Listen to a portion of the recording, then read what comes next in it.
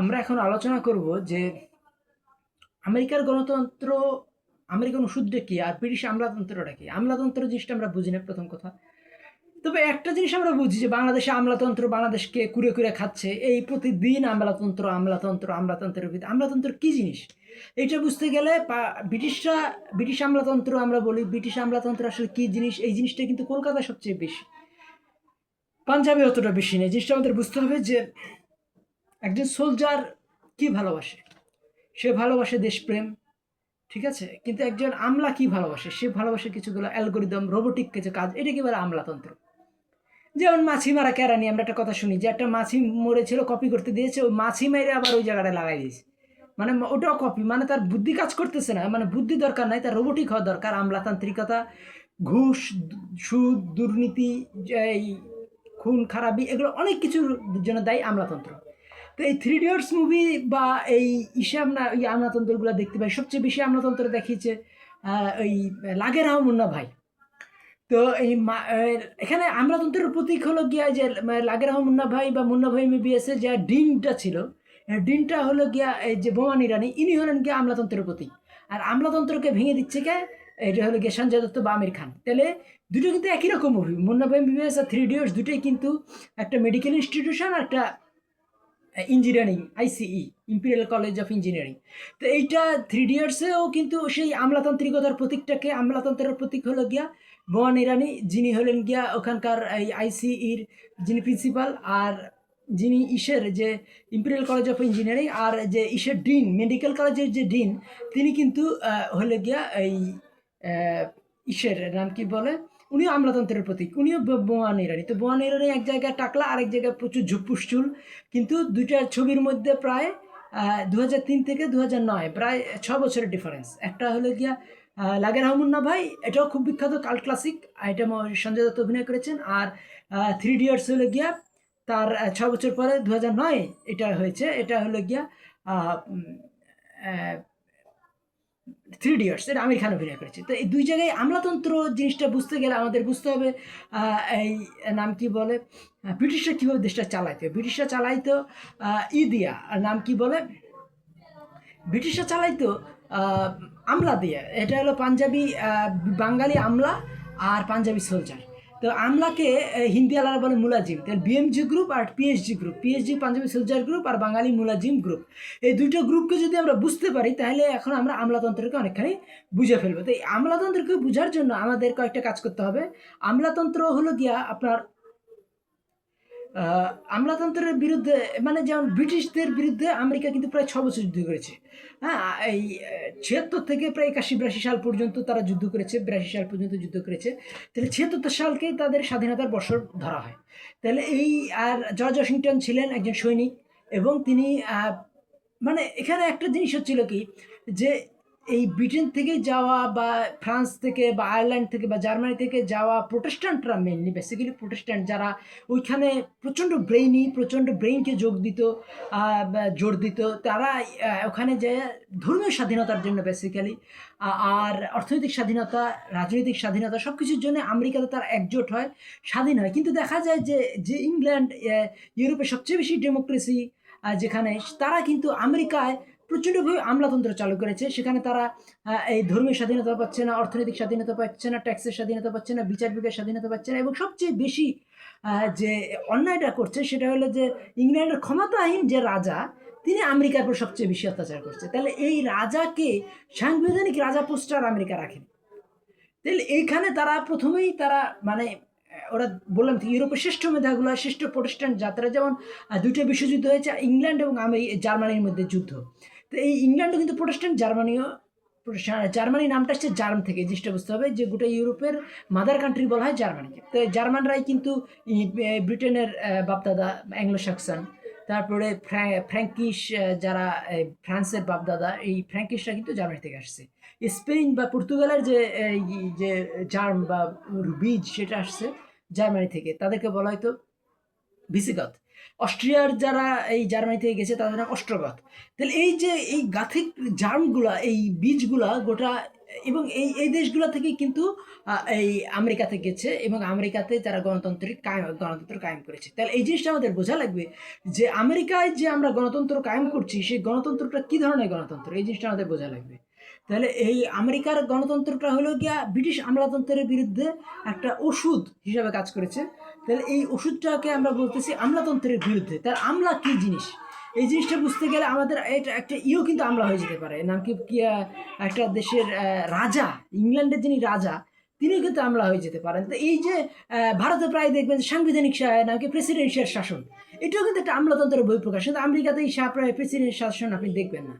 তাহলে আমেরিকার গণতন্ত্র এত চমৎকার কেন? আমেরিকাতে কিন্তু এরকম এই মোদি যেরকম গণহত্যা করেছে বা গোধরায় যে হামলাগুলো হয়েছে বা বাবরি মসজিদ ভাঙা, এই ধরনের কোনো প্রজেক্টই দেখবেন না আমেরিকাতে, যে একটা জিনিসকে একটা মানে 400 বছর বা 300 বছর পুরানো একটা মসজিদ যেটা কিনা একটা মানে আর্কিটেকচারাল হেরিটেজ, যেটা কিনা দেশের একটা ঐতিহ্য, যেটা কিনা একটা প্রত্নতাত্ত্বিক ঐতিহ্য, সেইটাকে ভাঙার জন্য কতগুলা পাগল ছাগল এই রাস্তায় ধর্মীয় জজবা তুলা, সে ভিতরে একটা মন্দির এই মূর্তি রাইখা, তারপরে এই একটা মানে হোয়াক্স তৈরি করা, এগুলো কিন্তু আমেরিকাতে একেবারে নিষিদ্ধ এবং তাদের গণতন্ত্র এই জিনিসগুলোকে অ্যালাউ করে না। তাহলে এদের গণতন্ত্র মানে ওদের যে সংবিধান, আমাদের তো সংবিধান আছে, আমেরিকার সংবিধানের প্রথম ওয়ার্ডটা কি? তিনটে, উই দ্য পিপল, ঠিক আছে? তাহলে প্রথম তিনটা শব্দ কি? আমরা জনগণ, অ্যাফার্মস, আমরা এটা নিশ্চিত করতেছি যে government exist to serve the citizen of USA. তাহলে এই যে বাক্যটা আপনি চিন্তা করেন যে তিনি মানে আমেরিকার কনস্টিটিউশন শুরু হয়েছে এই বলে যে আমরা জনগণের নাম কি বলে, আমরা জনগণের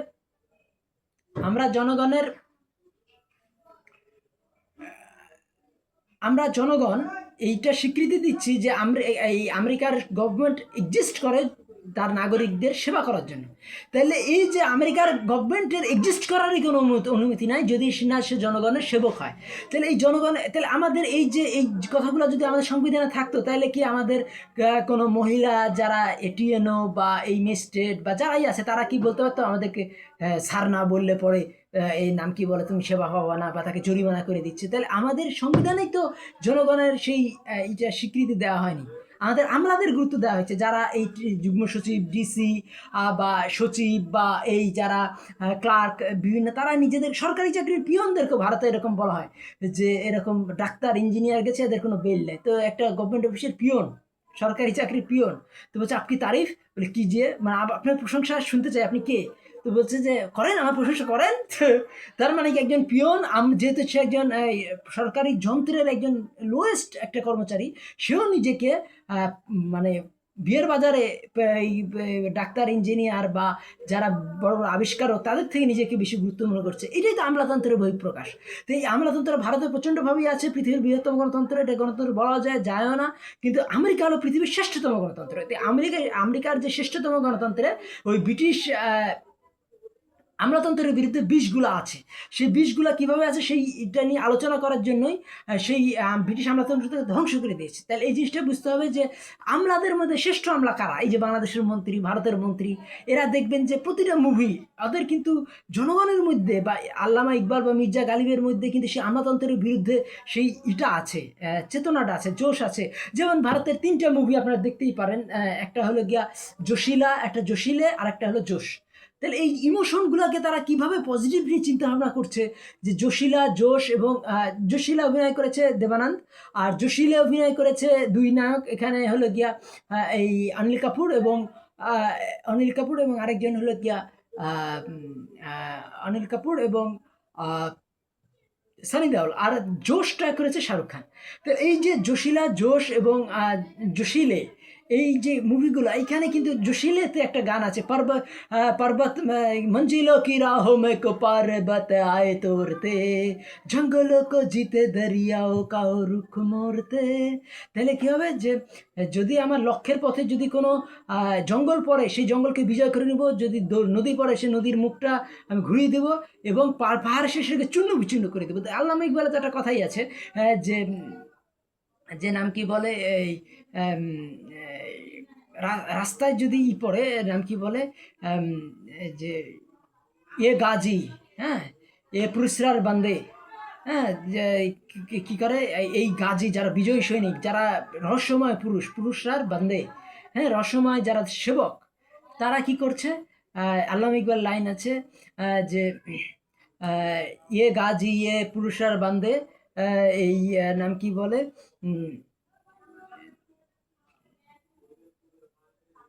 আর পুরুষার বান্দে এই আহ,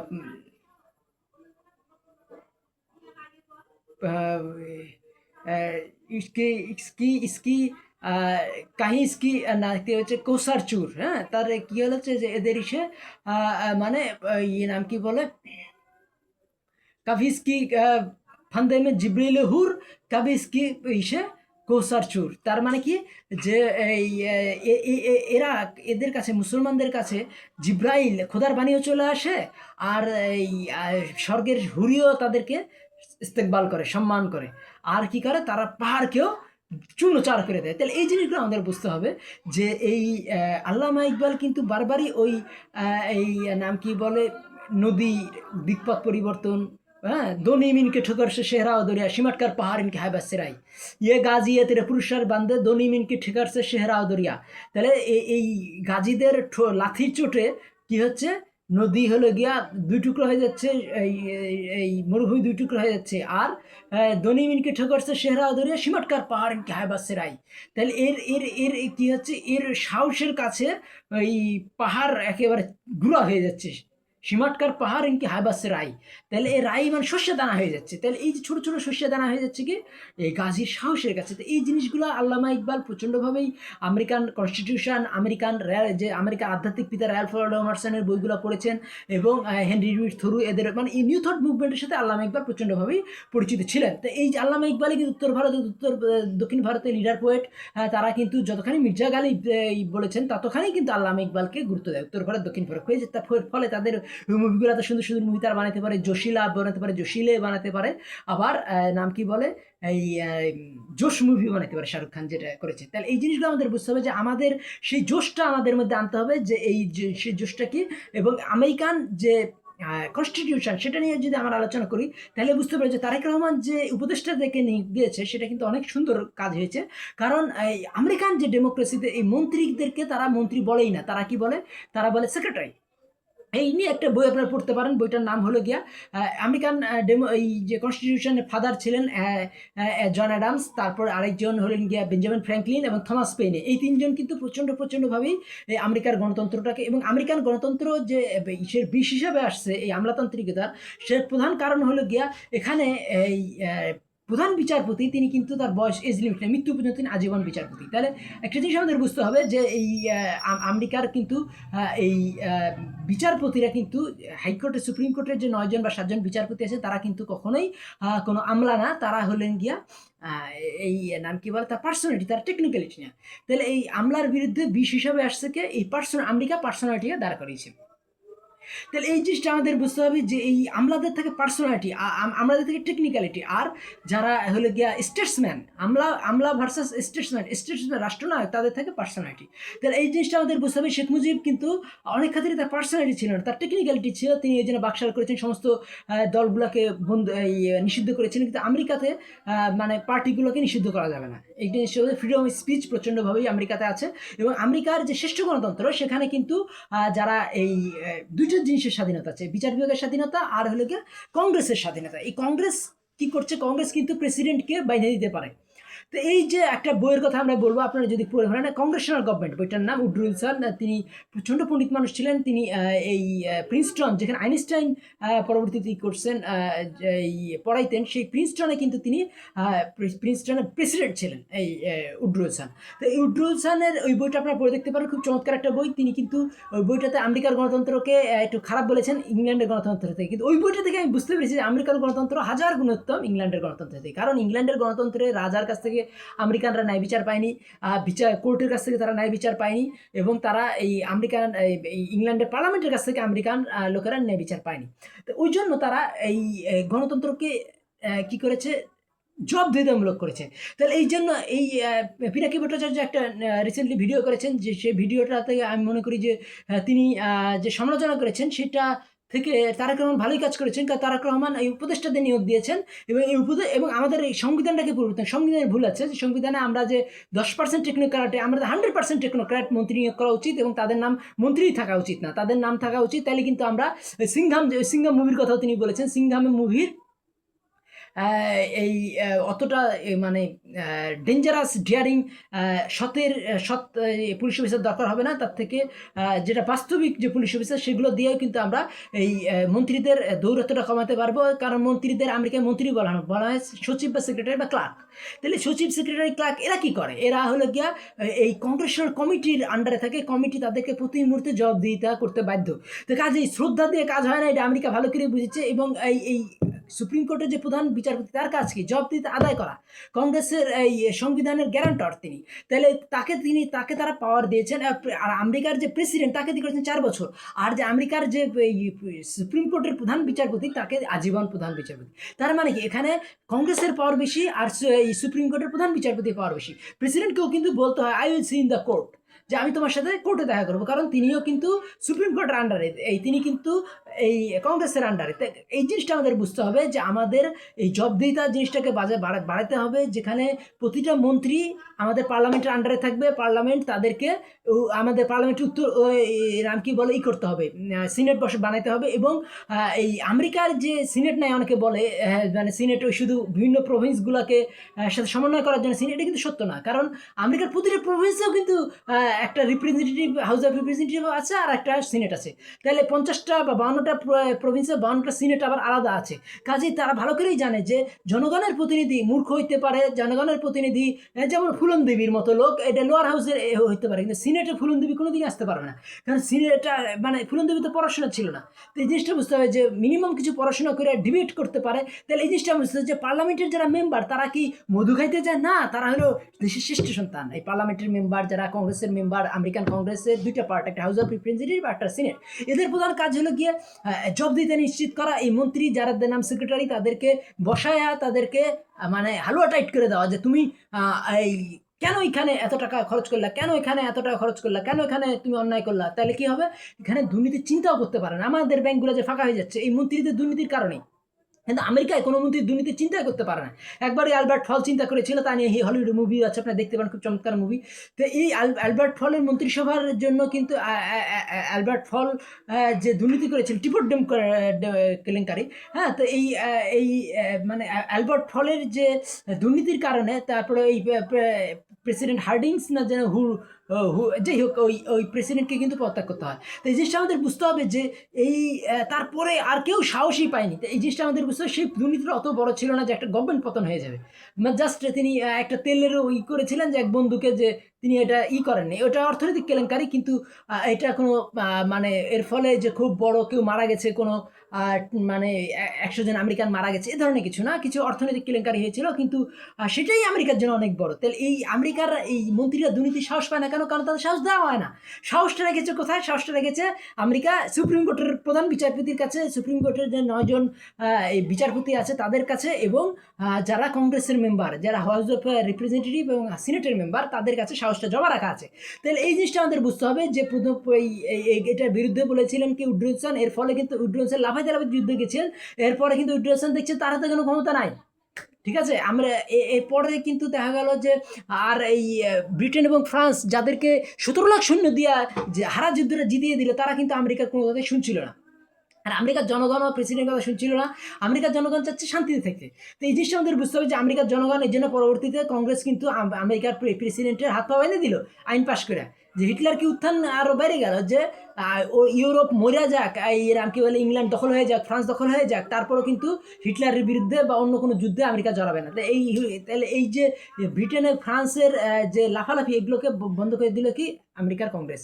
তাহলে এই জিনিসটা কিন্তু আমাদের বুঝতে হবে যে ব্রিটেন ও ফ্রান্স কিন্তু আমেরিকার কথা শুনেনি, যে 17 লক্ষ সৈন্য দিয়ে সাহায্য করেছে এটা অকৃতজ্ঞ ছিল, নাম কি বলে।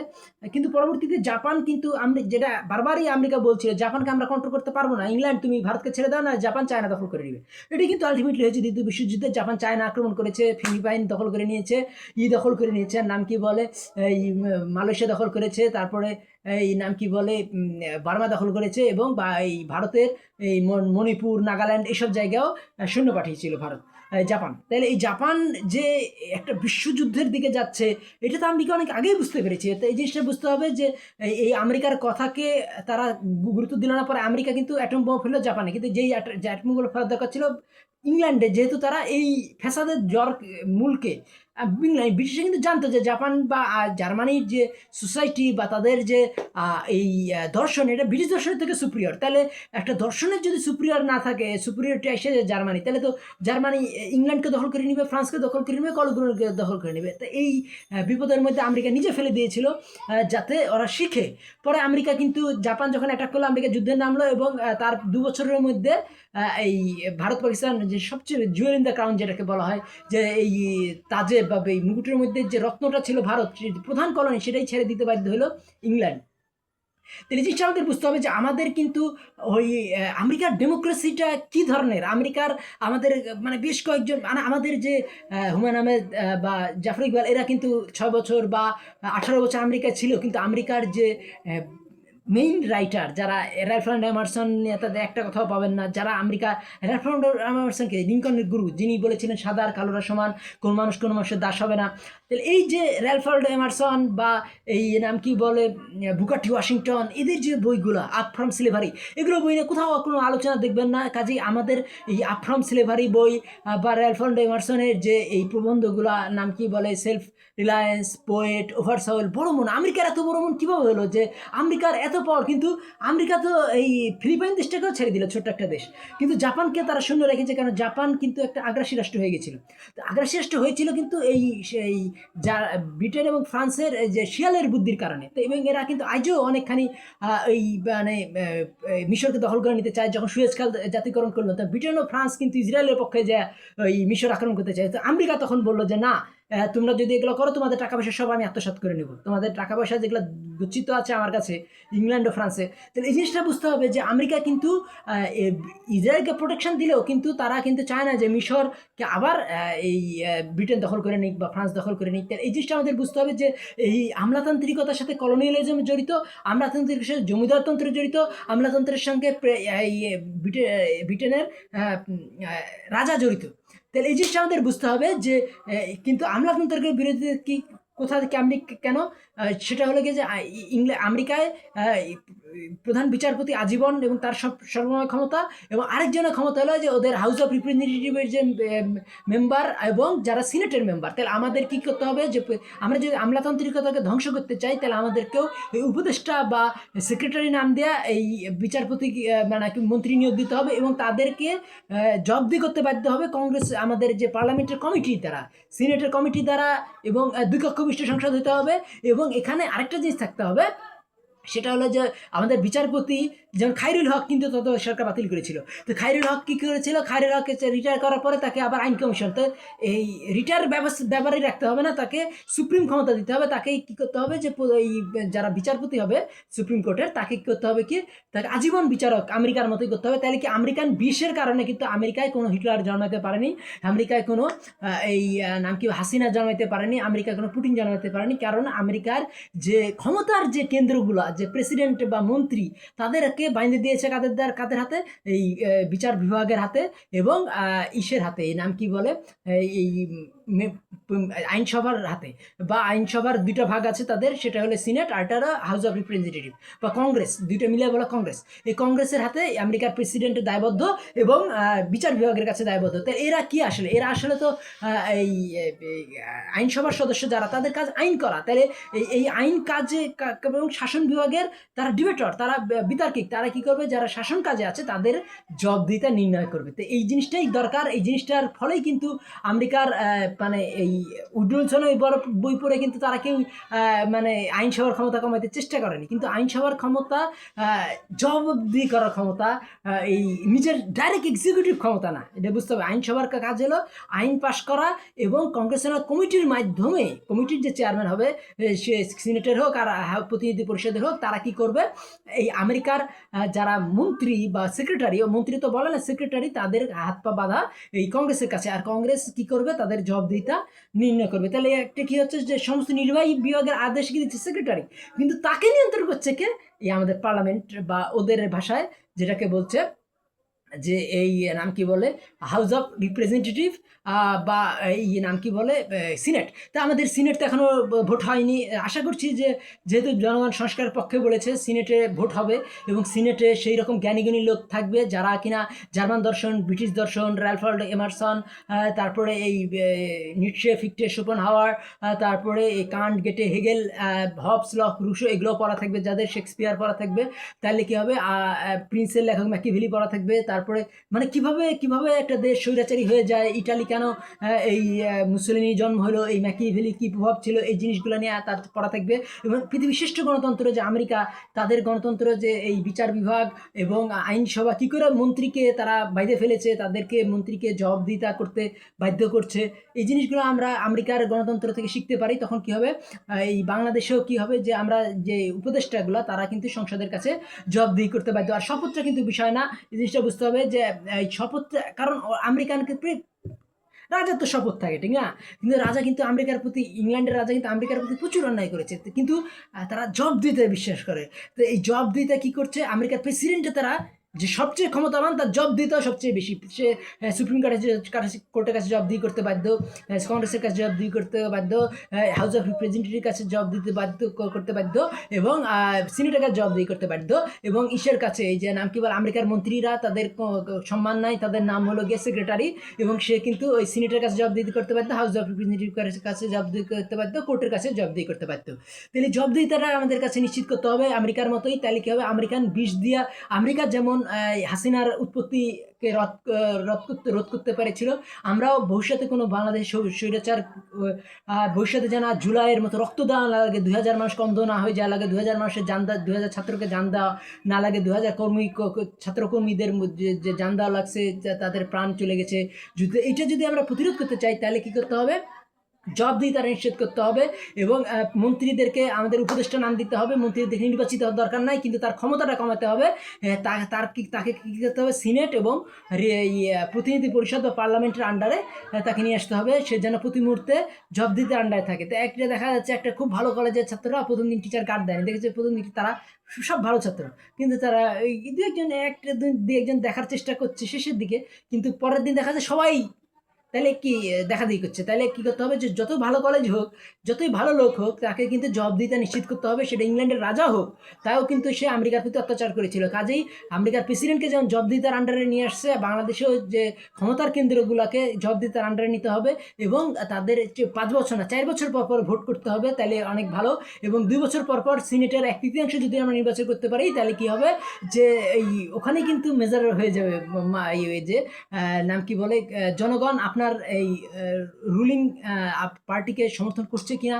তাহলে কি হবে, তারা নিজেকে সংশোধন করতে পারবে। এবং ইংল্যান্ডে আপনি দেখেন যে কিয়ার স্টারমার ভট করে পদত্যাগ করে দিল। ব্রেক্সিটের পর এই গত 10 বছরে প্রায় 10 জন প্রধানমন্ত্রী আমরা পেয়েছি। তাই এটা কি, জাপানেও কিন্তু এরকম গত 50 বছরে দেখা যাচ্ছে যে মানে প্রায় অনেকজন প্রধানমন্ত্রী 6 মাস পর পর তারা প্রধানমন্ত্রী পদত্যাগ করে দেয়। তাহলে এই জিনিসটা বুঝতে হবে যে ক্ষমতার যে চেয়ারটাকে কষ্টকর করে তুলতে হবে, তাদের জবাবদিহিতার আন্ডারে আনতে হবে। তাহলে কি হবে, তারা দুর্নীতি করার কথা ভাববেও না। ওখানে মধু রাখলে হবে কি, হাসিনার মতো মধু যদি রাখি, তাহলে কি হবে, ওই কেউ নামতে চাবে না, একটা স্বৈরাচার প্রতিষ্ঠা হবে। আর সমাচার চেয়ারকে যদি কষ্টকর করে দেওয়া হয়, মন্ত্রীকে যদি উপদেষ্টা বলা হয়, তাদেরকে সম্মান না দেওয়া হয়, তাদেরকে জবাবদিহিতার আন্ডারে আনা হয়, তাহলে কিন্তু ফট করে প্রধানমন্ত্রী কিয়ার স্টারমার যেমন পদত্যাগ করছে, জাপানি প্রধানমন্ত্রী যেমন পদত্যাগ করছে, এই জিনিসগুলো হবে। তাহলে কি আর আমেরিকায় যেমন কোনো হিটলার উৎপত্তি হয় না, সেই জিনিসগুলো আমরা পাবো। তো কাজে আমাদের করতে হবে কি, জবাবদিহিতা নিশ্চিত করতে হবে, আজীবন বিচারক চালু করতে হবে, সিনেট চালু করতে হবে, এবং এই মন্ত্রীদেরকে নাম দিতে হবে উপদেষ্টা বা সেক্রেটারি, এবং তাদেরকে হতে হবে কি এই পার্লামেন্টের আন্ডারে নিয়ে আসতে হবে, বা এই সুপ্রিম কোর্টের আন্ডারে নিয়ে আসতে হবে। আমার কথাগুলি ভালো লাগলে আমার চ্যানেলটি সাবস্ক্রাইব করুন, লাইক বাটন ক্লিক করুন। ধন্যবাদ।